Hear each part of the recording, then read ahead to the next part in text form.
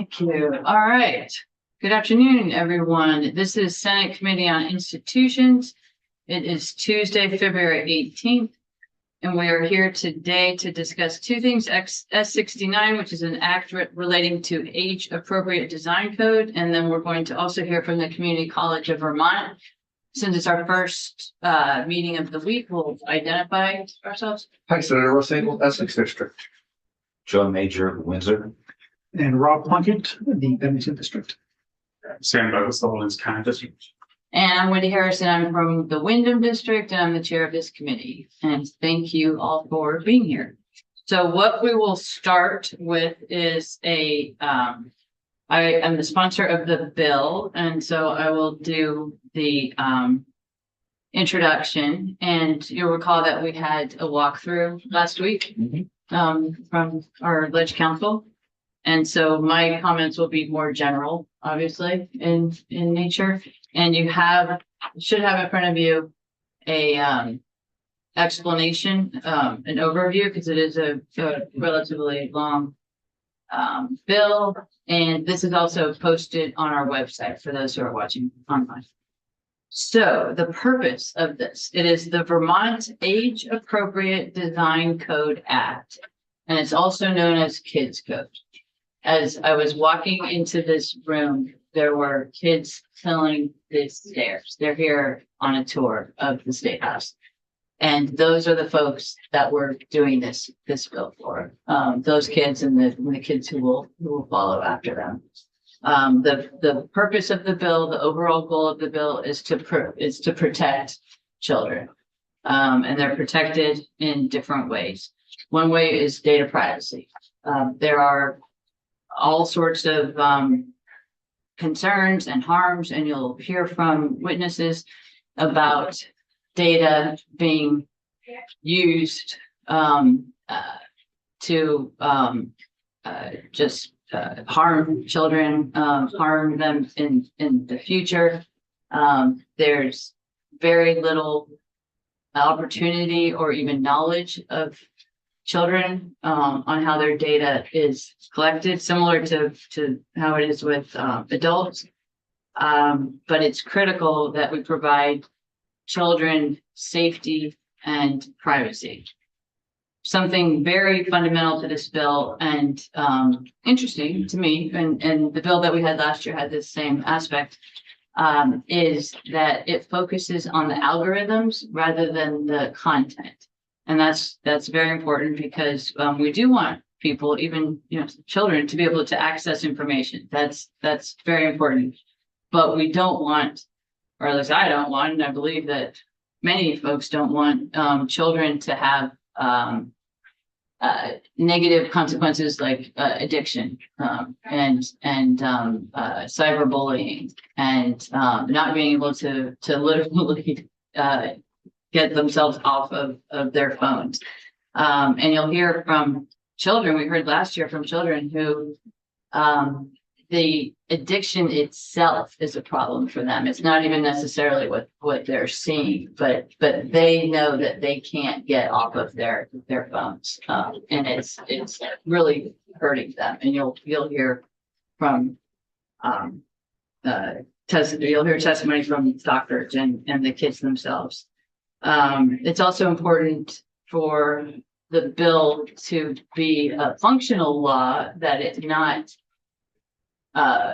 focus on content, because you're not our official attorney, but you obviously are an attorney. But, We're not putting you on the center. right. But you could explain it better than I can, but content is protected by the First Amendment. So we don't want to, we need to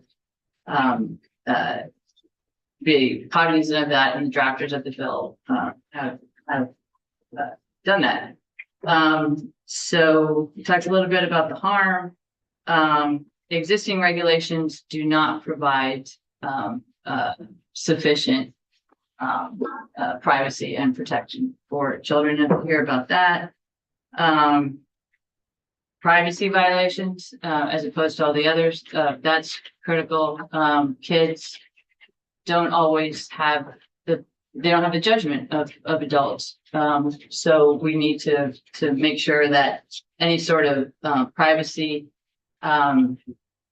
standards are met. And something I think that's great in this bill is that the privacy settings are automatically set to the highest amount of protection. The users can change those settings, but the default is at the highest privacy setting. Lack of transparency is an issue. Sometimes folks will say, oh, the parents are able to solve this problem and keep their kids from having these negative situations with social media, especially. The systems are not transparent, in my opinion, and that lack of transparency is a huge issue. So this bill does make the systems more transparent. Compulsive use. This is something I do want to read because it's and you'll see it in the bill. Compulsive use disrupting sleep, academic performance, and social interactions. Research indicates compulsive internet use is associated with increased systems of depression, anxiety, and social isolation in adolescents. And it's a function of the physical condition of an adolescent's brain and these tools. And the tools are very directly calibrated and very effective. And so it's important that we do our work as a government and protect the users and the children. Emotional distress, safety risks. So those are more of the problems. The solution, the act addresses the problems by, as I said, requiring default privacy settings, mandating transparency. So not all businesses are covered in this. There's only certain businesses, but businesses who are covered need to share their data practices clearly. Prohibiting harmful data practices so that minors' data can't be collected and sold without the minors' specific approval. Restricting design practices. That was what I was speaking about before, where it's the algorithm. So it's the infinite scroll and the push notifications. And I mean, there were examples of kids being on vacation and telling their parents, no, I have to post every day or I don't get certain level. And it really, it changes their lives in ways that are not good. And I don't mean to say that the internet is all bad. Of course not. I mean, there's a lot of good things, and it can enhance kids' lives, but it can enhance kids' lives without harming their lives. So enforcement will be by the AG, and we'll hear from her later on this week.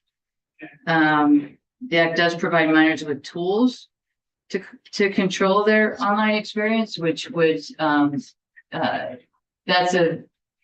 it's not just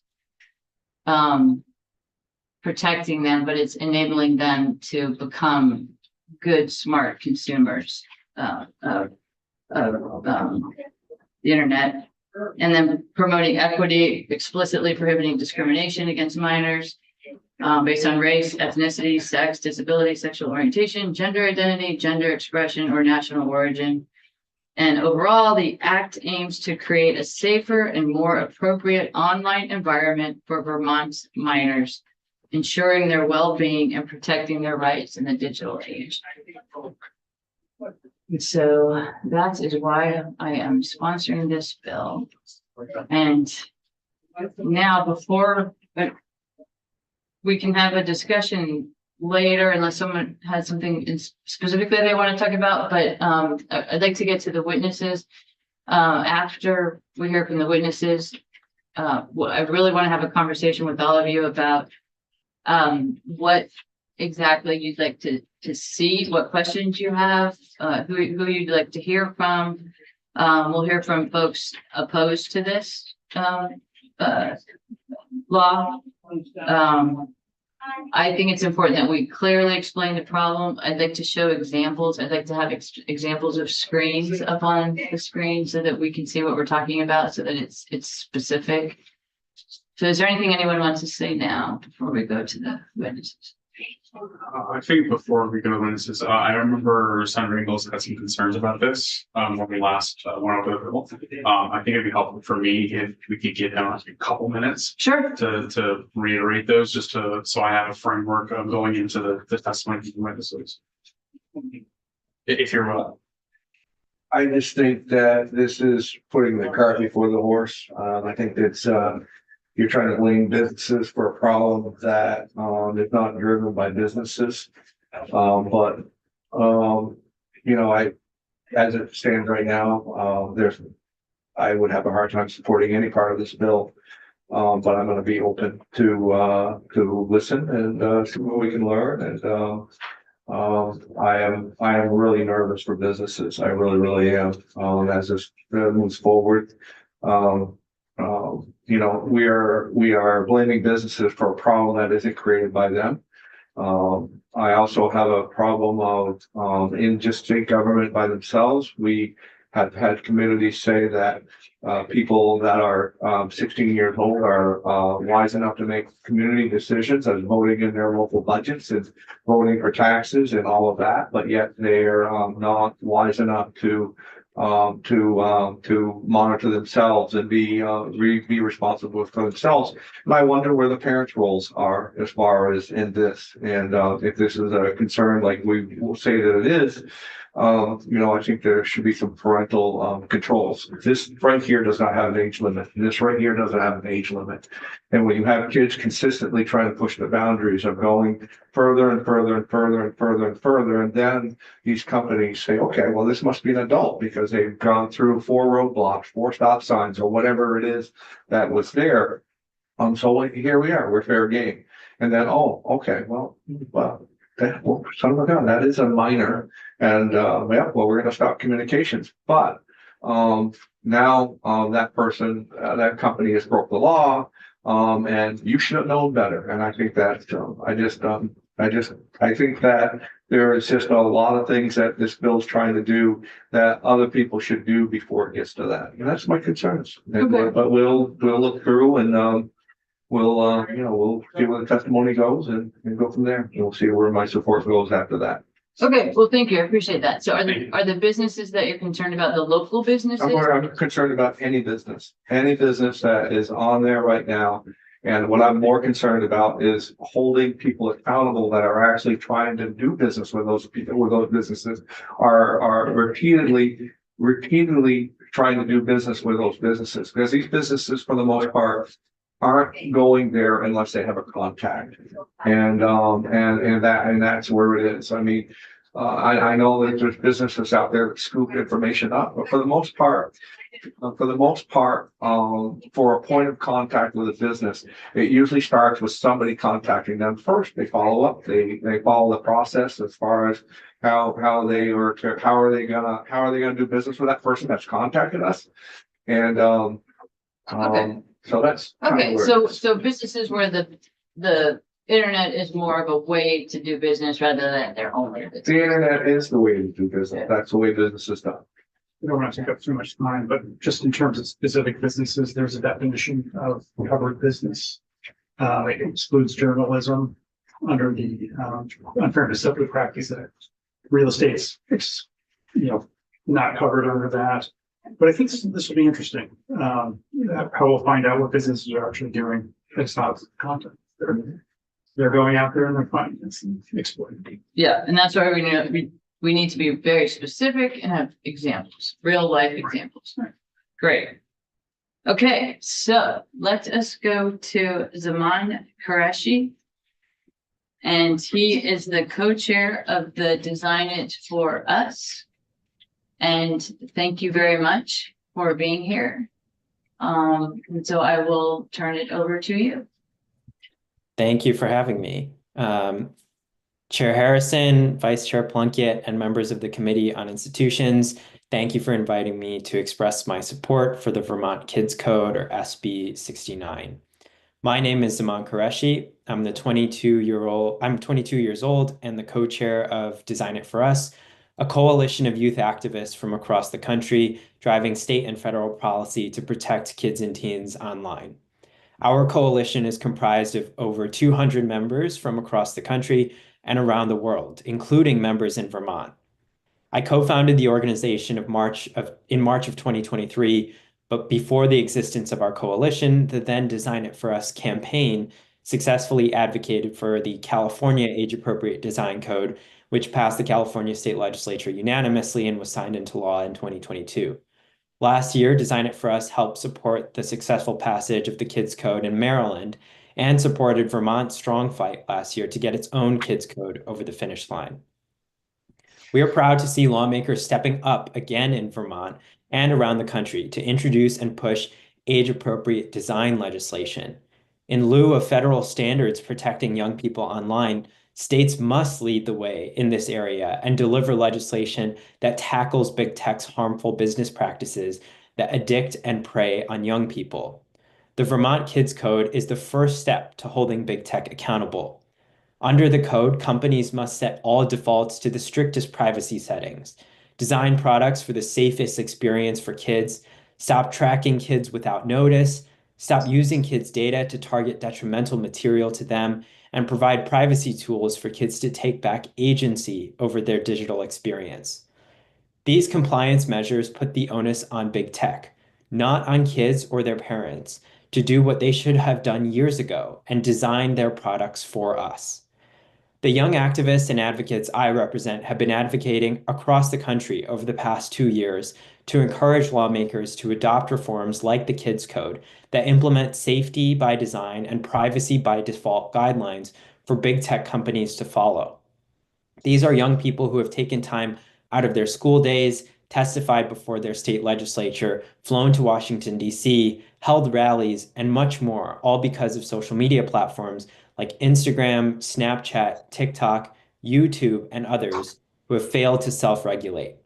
They failed to convince us that their products are safe or uphold the promise that they would protect us from the damage they've created. We are all too familiar with the harms of these platforms. It's an unfortunate reality that we and our peers are hooked on platforms that we don't have the tools to get off of. And worse, some of our peers have experienced the gravest harms, whether it's the development of depression, anxiety, eating disorders, or worse, suicide. I am part of a generation that has grown up almost entirely online. In middle school, many of us received our first smartphones, got on social media. Snapchat and Instagram were the apps of choice that allowed us to communicate outside of school, form community, and connect with people we might not otherwise have ever met. There is little doubt that social media has had tremendous benefits for our generation, but that's not why we are here. We're here to discuss the darker sides of social media and big tech's addictive algorithms that hooked those middle schoolers from a young age and kept them scrolling. Big tech companies like Meta, which owns Instagram and Facebook, Snapchat, TikTok, and others, make their money through serving users ads. Those ads are presented alongside organic content posted by users to the platform. Big tech utilizes opaque algorithms to decide how to serve content in a feed or connect users to one another. Algorithms use personal information and users' data based on how they interact with both the platform and other users on the platform to decide which content to serve. Over time, big tech's algorithms have become more and more precise in serving content to users, keeping people on the platform longer. Users see more ads, and the platforms end up collecting more revenue. The system is self-enforcing, and it has been coined surveillance capitalism, where addictive algorithms keep a user enticed while collecting even more data about them to keep them scrolling even longer the next time they come back. In addition, big tech has deployed addictive features and what's known as dark patterns to enforce its algorithms. Those include endless scroll, autoplay, defaulting new accounts to public, hiding or obscuring privacy controls, and capitalizing on the amount of information they can collect on a user. Amidst all of this, the US Surgeon General issued an advisory expressing concern about the impact of social media in conjunction with a growing fear about the youth mental health crisis in America. I'm here to speak on behalf of my generation for the harm that we've experienced. Some of our generation have developed depression, eating disorders, or attempted or taken their own life due to social media. There's also a large majority of American kids and teens who simply felt worse about themselves because of social media. They all deserve protection. I got into this work because of the impact I was seeing on my peers. Since middle school, I have watched as Snapchat, Instagram, TikTok, and others have evolved into dark spaces. Yes, they've connected friends and fostered community. Nobody is arguing that. But at what cost? I have watched peers, regardless of gender, developed anxiety, depression, and body image concerns, in part or in full due to the content that they were repeatedly fed on social media. When the Facebook whistleblower Frances Haugen came forward, I watched as the country, shocked by her findings, tried to grapple with solutions, but failed to listen to young people and our perspectives. Since September of 2021, when Haugen came forward, I have been advocating on behalf of my generation. Vermont has an opportunity to offer much needed protection immediately by enacting the Kids Code. This is a common sense consumer protection bill that would ensure that digital products, just like physical ones, are safe and private at the point of design. We have a responsibility and obligation to put in place guardrails that make these platforms safer. Big tech has skirted regulation for far too long, pouring tens of millions of dollars to stop it, employing thousands of lobbyists and relying on trade organizations who somehow claim to have the country's best interests in mind, all to make sure that governments fail to regulate their companies. Big tech has repeatedly told the public to trust us, but has failed to heed their promises. Internal documents and conversations brought forward by Ms. Haugen have shown that the industry, time and time again, when presented with opportunities to make their platforms safer, chose profit over privacy and safety. The era of self-regulation is over. Big tech has lost the public's trust. The Kids Code does not require companies to change their moderation standards or prevent people from searching for content, and is good for businesses, allowing for continued innovation. I hope you'll find my perspective to be helpful as you listen to the next round of your testimony today. I look forward to answering any of your questions and discussing this further. Thank you for inviting me here today. I look forward to your questions. Thank you. Do we have questions? Do you feel the same about video games? No, Senator. I think that the social media platforms are designed to be addictive in a way that video games are not. Okay. No, what about television? No. Okay. Radio? No, because ultimately what we're doing is providing a product in the hands of young people that is pushing content towards them on a daily basis. You know, you have the ability to switch on your TV and decide what channel you want to see. But with social media, you know, we all have to have phones, we all have to have computers. Social media algorithms and push notifications keep us coming back. It's as if your TV was turning itself on and telling you to come sit down and watch it on a daily basis. But you gotta switch on your phone, you gotta switch on your computer, you choose to go where you want to go. Of course, but Sesame Street isn't addictive to kids or of that age group or anything like that. I mean, they weren't taught at an early age to want to watch Sesame Street or anything that was geared to them. I mean, I don't think there's a lot of adults watching Sesame Street. I think there's a major difference between Sesame Street and the kind of addictive algorithms that Instagram is, say, for example, providing to our nation's youth. I mean, the idea that a social media platform which collects endless amounts of data on us to create a product which is essentially tailored for us, that is tailored for what they believe our interests and wants are, is far more addicting than any kind of channel on TV. And I don't think, last I checked, that Sesame Street is dangerous or targeting content towards kids that kids find harmful. Social media is. We have documented cases of that. We have whistleblower testimony suggesting that. We know that from people inside these companies that the products that they're making are not designed for young people. Good question. Do you have any more questions? No. Okay, thank you. Anyone else? No. Okay, thank you very much, Simon. Thank you. So now we will turn to Suzanne Bernstein, who is an attorney with the Electronic Privacy Information Center. So I will turn it over to you, Suzanne. Thank you very much for being here. Thank you.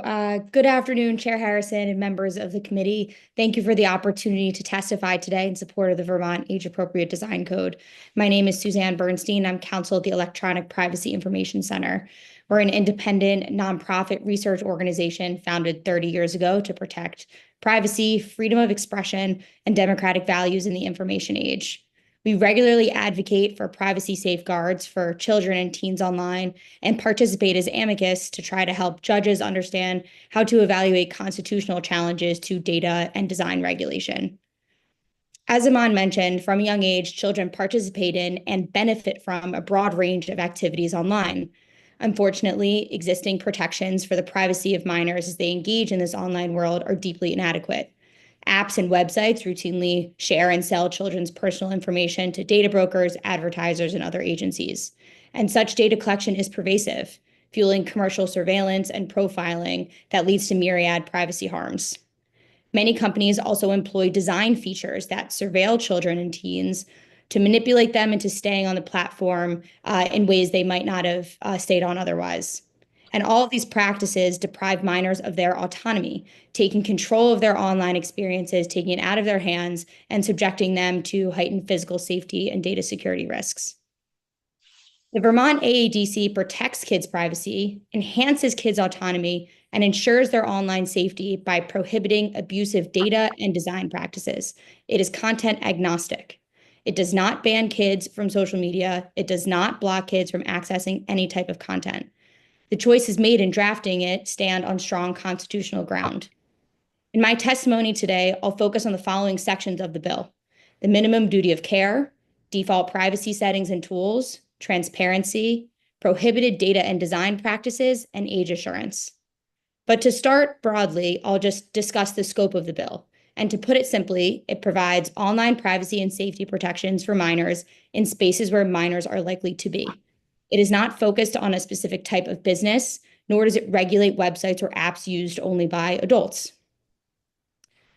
Starting first with the minimum duty of care. This section requires companies to consider the potential that their data and design practices will cause for specific harms to minors.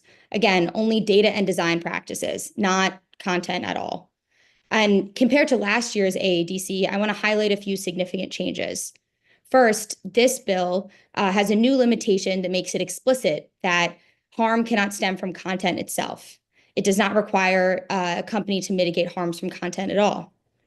Second, this version the version last year that passed this body, the whole law depended on the duty of care, whereas here, this version makes the duty of care severable. So if a court were to find it unconstitutional, the rest of the law would be able to survive on its own.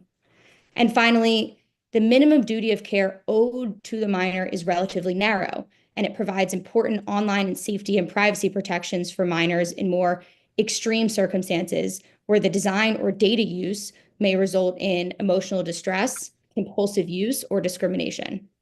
And given how courts in California, for example, have handled the California Age Appropriate Design Code challenges and the broader conversation around federal bills like KOSA, this approach that is proposed here is both effective and stands on strong constitutional grounds. Turning to the required default privacy settings and tools section, this section requires covered businesses to configure all default privacy settings to the highest level of privacy for covered minors. It also requires a mechanism for covered minors to be able to delete their social media accounts. Now, social media account is defined separately as a covered business. So just wanted to point that out there. Many of these default settings guard against unwanted adult contact on social media sites. As we've heard with the Meta whistleblower testimony and through other reporting, this is unfortunately an ongoing safety and privacy issue for many minors, one that many social media companies know about, but have not sufficiently addressed through self-regulation.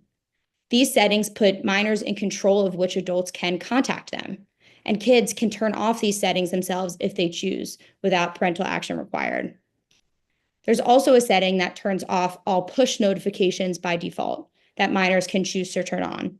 This is the first of 2 times that push notifications are mentioned in the bill. Another time later on in the bill in prohibitions is prohibiting push notifications between midnight and 6 a.m. These push notifications are used to prod users to open up the app when they're not on it. They are a nuisance and an invasion of privacy, much like robocalls, and can be regulated like robocalls. Here, a default setting like this one provides minors with a meaningful choice to keep push notifications off and gives them back control, helping them determine how much time they actually want to spend, on a given website or app. And to ensure that these default privacy settings are effective in providing covered minors with autonomy and choice over their online activity, a covered business can't provide a single setting for a covered minor to turn them all off at once, or continuously prod minors to make their privacy settings less protective. The transparency section of this bill requires that covered businesses provide information on their website or app about privacy policies and community standards, much like last year's version. This year, there are 2 other elements that have been added. Transparency about algorithmic recommendation systems that they use, and descriptions of service features that use the personal data of covered minors. To be clear, this section is not asking a covered business to disclose any trade secrets or specific information. It requires descriptions of these systems and the factors that it uses to build a recommendation system for a given covered minor on their platform. The section also requires descriptions of every feature of the service that uses personal data of minors. Currently, many of the covered businesses use personal data in many ways, beyond what a minor consumer could reasonably expect. And covered minors deserve transparency about how businesses use their personal data in service features. Importantly, this provision also includes a requirement for covered businesses to describe if and how it shares or transfers personal data of covered minors outside of their own platform or service. So beyond seeking transparency for internal data use, these transparency sections also recognize that it's just as important to understand the data flow of personal data outside to third parties and other entities. It's important to note as well that this section is drafted in the way that avoids issues that trade groups like NetChoice have raised in recent NetChoice fierce bond litigation in California, because it does not require companies to opine about content at all or label what content they would consider harmful. It's not about content, it's about transparency about how companies are using personal information in service features and how they're building their algorithms. The prohibited design and data practice section is short, but it's effective. It packs a punch. It provides privacy protections for covered minors and is autonomy enhancing, giving them control over their user experience. The first 2 provisions involve strong data minimization and purpose limitations. This framework is found in all strong data protection laws and proposals today. The point is to stop unnecessary and excessive collection of data beyond what's needed for the service, and this mitigates data privacy and data security concerns, as well as limits the flow of data to third parties or exposure to unauthorized use. This section also prohibits covered businesses from allowing any consumer, including a parent or a guardian, from monitoring the activity or location of a covered minor without conspicuously informing the minor. This differs from approaches in kids' safety laws in other states that rely on allowing parents or guardians to have access to their kids' accounts. Here, it enhances independence, safety, and autonomy to restrict the ability for anyone to monitor the account of a minor. And the other part of this section provision is similar to, but improves on, laws recently passed in California and New York that regulate what they define as addictive feeds. We think of the addictive feeds also as a surveillance-based feed, and like to think of this provision as creating an autonomy-enhancing feed for minors. Currently, feeds are ordered based on passive surveillance of users, tracking clicks, time spent on certain media, if the media is shared, and even hovering over a certain piece of media. Some covered businesses track, surveil, and use that data to maximize engagement, and minors are especially susceptible to compulsive use from that maximized engagement effort, and currently don't have control or the ability to limit those practices. This provision is content agnostic and ensures that the personalization that minors have on their feeds honors their express preferences and is not driven by surveillance data. This, in effect, gives minors more control over what they see. Finally, this provision directs the Attorney General to do rulemaking periodically to ensure the ongoing efficacy and future-proofing of the bill. The bill requires the Attorney General to, at least every 2 years, update rules prohibiting data processing or design practices that lead to compulsive use or subvert or impair user autonomy, decision-making, or choice. And I realize I'm over 10 minutes, so I apologize. I just have one more section to review. This age assurance privacy section I wanted to touch on. So this bill requires covered businesses to provide certain privacy safeguards to covered minors. A minor is under 18, and a covered minor is one that a business actually knows through an actual knowledge standard is under 18, or through an age assurance method adopted by the Attorney General. In this bill, age assurance is defined as a range of methods used to determine, estimate, or communicate the age or age range of an online user. This provision requires the Attorney General to issue rules about how companies can use age assurance to determine whether a user is a minor, and it also directs the AG to consider various things to ensure that age assurance is privacy protective and reasonable. Strict statutory age assurance privacy requirements apply to any method that the AG includes in the rules or that a covered business chooses to use. This bill also requires a review and appeals process for accuracy that will limit First Amendment exposure. Thank you for the opportunity to testify in support of this important bill. I'm happy to answer any further questions, and EPIC generally is eager to remain a resource for the Vermont legislature as this bill moves through the legislative process. Thank you very much. And then are you providing written testimony as well? Because you said some things that were very helpful. Yes, yeah, we're happy to. And I tried to maintain the 10-minute testimony, but Right. more substantive and likely longer written testimony as well. Right. Thank you very much. So are there questions from committee members?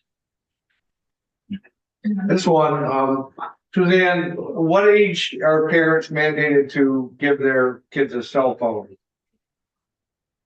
Senator, there is no age that I'm aware of that parents are required to do that. Okay, I was just wondering. Thanks. Okay. Yes. Thank you, Madam Chair. Suzanne, so you go on a little bit more about age assurance, and then how the companies can know exactly if they're dealing with a minor, what methods there are for that, because as anybody around my age and our age here can attest, the pop-up that says, are you 18 years or older is not very effective, or, entering her age. I think that I've been, I think I was born in the 70s when I was 12 years old. So I'd like to, if you could talk a little bit more about that.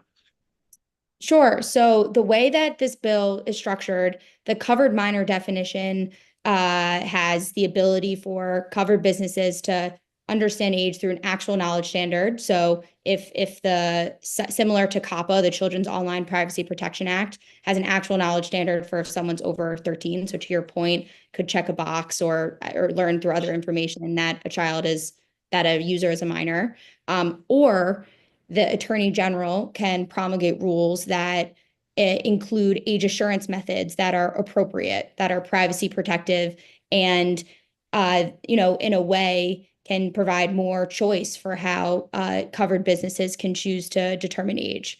Now, there are laws in California and New York, the New York Safe for Kids Act and California's similar SB 976, that also direct attorneys general to promulgate rules about age assurance. But here, what's unique about this bill is that it maintains the actual knowledge standard. So businesses have the choice to identify age through actual knowledge or an age assurance method.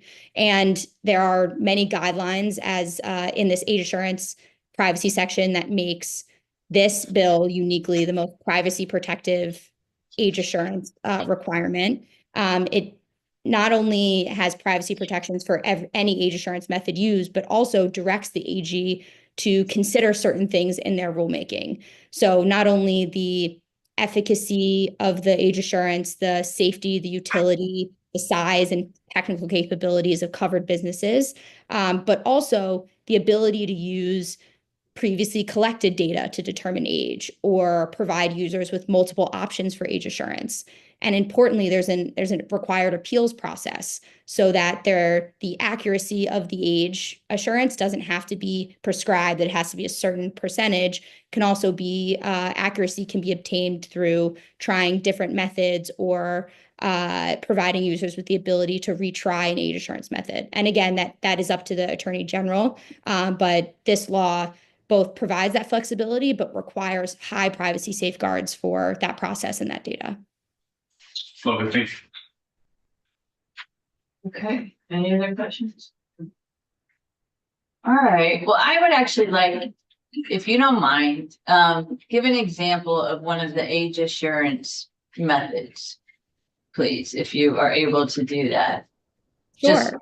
a really specific example of a person who's, say, 16, likes soccer, but just give us a layman's example, please. Right, sure. And the examples I'll give are methods that many platforms are currently using. So I'll have to reflect that. But there are methods as simple as putting in, a birth date or checking an age. There are methods related to having a face scan that identifies not who you are as an individual, but that pairs up to a photo, that maintains a certain age. There's also methods that are even simpler. So providing a multiplication problem to see if an 8-year-old likely wouldn't be able to do it as well as a 16-year-old would. And institutionally, Epic, we've argued that the privacy of users is paramount. And so having a specific age, understanding whether a user is, 14 or 15 is less of a priority than understanding if a user is 5 years old or 80 years old, like a scope. But this issue is ongoing in terms of what the best methods are to both ensure privacy and efficacy. And that's part of why the rulemaking mechanism is so important in the bill, to both reflect emerging technologies and also provide both heightened privacy standards and efficacy in a way that provides these autonomy enhancing privacy protective experiences for minors online, but also make sure that businesses can be involved in this rulemaking process and they can advocate for the methods that maybe they're already using or that would be most suitable for their compliance as well. Okay, all right, that's very helpful. And we'll provide more in written testimony. Okay, that'd be great. Okay. All right. So then our next item, I think I'll give us a break because our next item is like 2:00. Okay, so we'll